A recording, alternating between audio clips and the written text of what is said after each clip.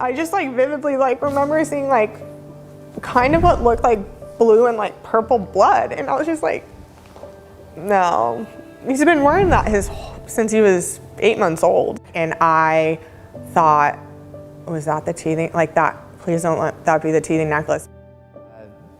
This was a very unusual case where Danielle came to me because she lost her son to a necklace that was given to her as a baby shower gift.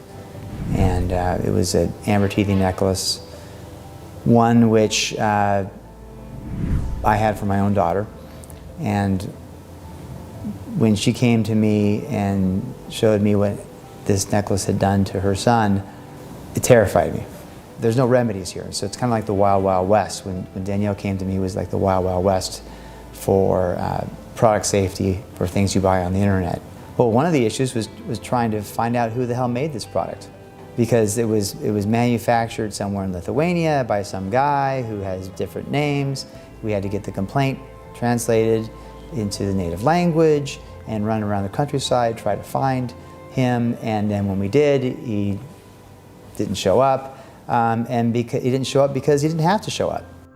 Okay, so we had a family friend who said that this is bigger than you now. Like, this is something that needs to be addressed, and like, you can't have just like a willy-nilly lawyer, basically. Now, some people were like, our lawyer friend wants to talk to you, can you talk to them? And basically, when I was like willing to go on the news and I wanted to talk about it and we needed to make change and all this stuff, they kind of like ran from that.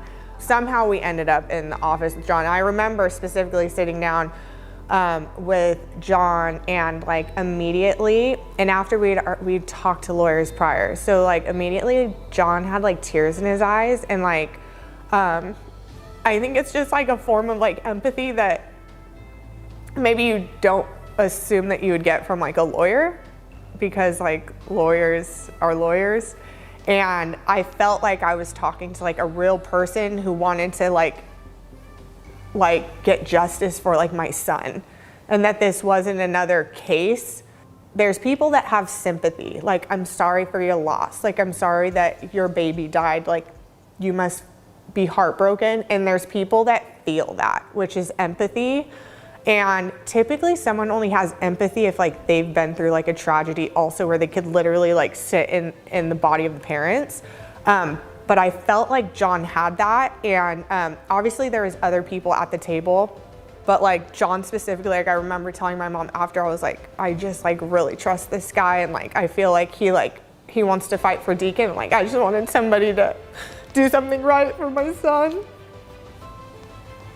I just didn't want him to like die in vain, and I felt like this is like bigger than us and like bigger than him.